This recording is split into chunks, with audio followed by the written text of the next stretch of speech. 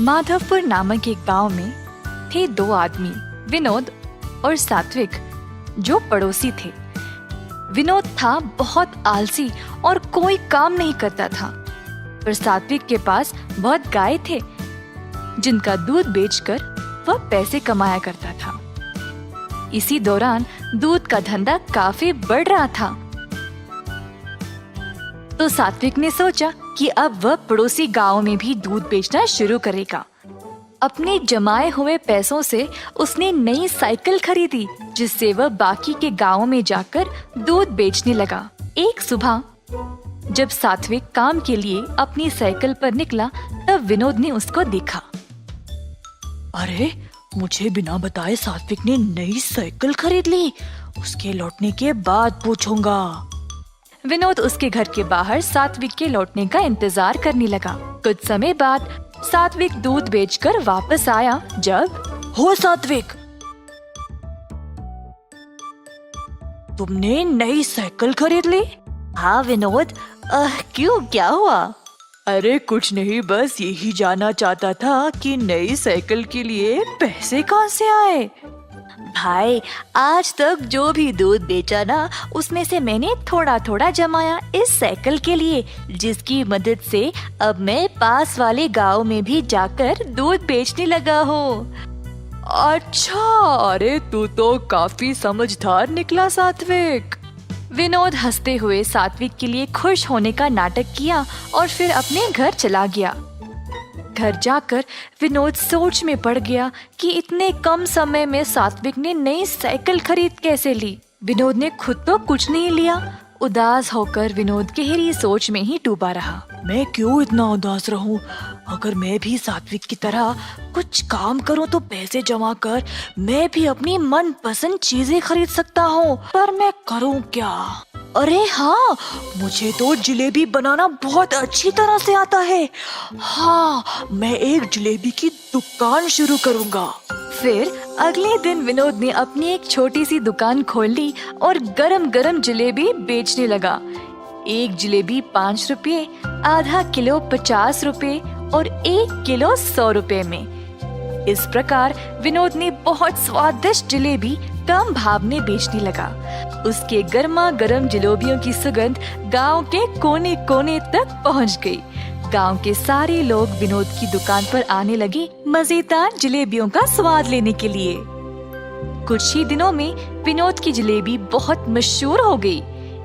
एक दिन रमेश नामक एक आदमी उसकी दुकान पर जलेबी खा रहा था। वाह विनोद, तुम्हारे हाथों की बनाई हुई जलेबी बहुत ही मजेदार है। इतने कमाल की जलेबी मैंने आज तक खाए ही नहीं। भाई वाह! ऐसा कहकर रमेश जलेबी के मजे ले रहा था और बाकी के लोगों ने भी उसकी बहुत तारीफ की। पूरे गांव में विनोद की दुकान और भी मशहूर हो गई। अब धीरे धीरे विनोद थोड़ा घमंडी बनने लगा। मेरे जैसे जलेबी तो और कोई बना ही नहीं सकता। मुझे जलेबियों का दाम भी बढ़ाना पड़ेगा, इससे मैं और ज्यादा मुनाफा कमा सकता हूँ। दुकान पे आए हुए सब लोगों को विनोद ने बोला, जी, आज से एक जलेबी 10 रुपए, आधा किलो 100 रुपए और 1 किलो 200 रुपए में। एक आदमी उदय, जो जलेबी खरीदने आया था, उसने कहा, अरे भाई साहब, जलेबी इतनी महंगी कब से हो गई है? बाकी के दुकानों में तो किलो 100 रुपए में ही बेचते हैं। अगर मेरे जैसे स्वादिष्ट जलेबी कहीं और मिले ना, तो वही जाकर खा लीजिएगा, मुझे कोई फर्क नहीं पड़ेगा। विनोद जैसी स्वादिष्ट जलेबी कहीं और नहीं मिलेगी, ऐसा सोचकर लोगों ने अब महंगी जलेबी खरीदना शुरू कर दी। इस गांव में मेरे जैसे जलेबियों को टक्कर देने वाला और कोई है ही नहीं। गांव वालों को तो अब मेरे स्वाद की लत लग चुकी है।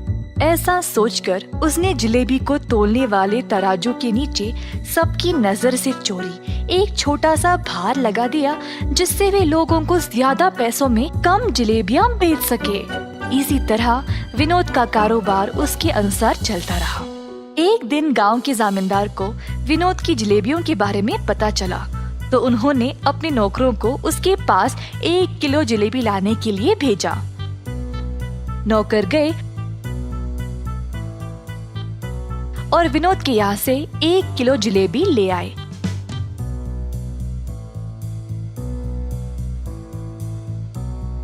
और जामींदार जी को दे दिया। जामींदार जी ने देखा कि जलेबियाँ तो 1 किलो से कम है। मैंने तो 1 किलो मंगवाया था, ये तो उससे कम है। मेरे आदेश का पालन क्यों नहीं किया? कहा जामींदार जी ने गुस्से से। साहब जी, हमने तो दुकानदार को 1 किलो ही देने को बोला था और फिर उसने इतना ही दिया। हमारी कोई गलती नहीं है प्रभु। चलो हम इस जलेबी वाले के पास जाकर देखते हैं कि वह असल में कर क्या रहा है। दुकान के पास पहुंचने ही वाले थे जब जामींदार जी ने एक भिखारी को उस जलेबी की दुकान की ओर जाते हुए देखा तो वह रुक गए और अपने नौकरों को भी रोक दिया। जामींदार जी देखना चाहते थे कि दुकानदार उस भिखारी को किस तरह जलेबी बेचेगा। जामींदार और उनके नौकर पास वाली दुकान के पास खड़े होकर नजारा देखने लगे। एक जलेबी कितने की है भाई साहब? एक जलेबी 10 रुपए। भिखारी के पास थे सिर्फ 2 रुपए, तो उसने वो निकाला और बोला, बस एक जलेबी दे दो। विनोद ने कहा, 10 रुपए की एक जलेबी है, 2 रुपए में नहीं मिलेगी। ये सुनकर भिखारी वहाँ से जाने ही वाला था जब विनोद ने उससे रोककर कहा, हो, तूने यहाँ पर खड़े होकर मेरी जलेबियों का सुगंध लिया है, उसके लिए वो 2 रुपए। हे भगवान, मेरे पास तो ये 2 रुपये ही है और तुम ये भी इतनी बेरहमी से मांग रहे हो। मैं नहीं दूंगा।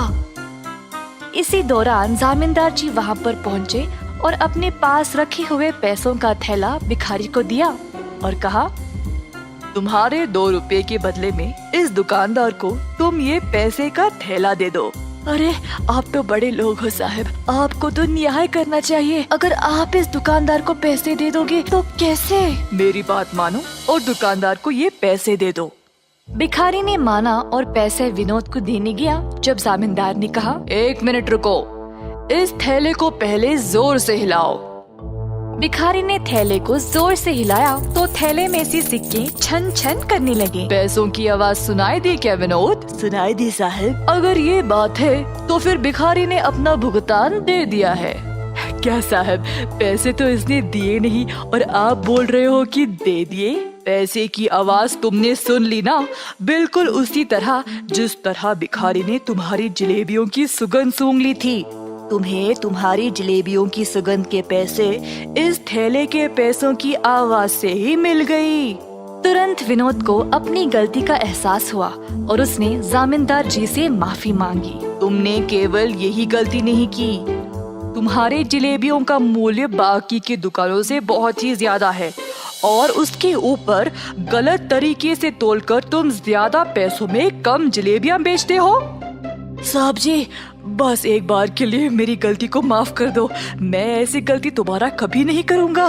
तुमने आज तक बहुत गलतियाँ की है। तुम्हें तो इस गरीब को एक जलेबी भी देने का मन नहीं किया।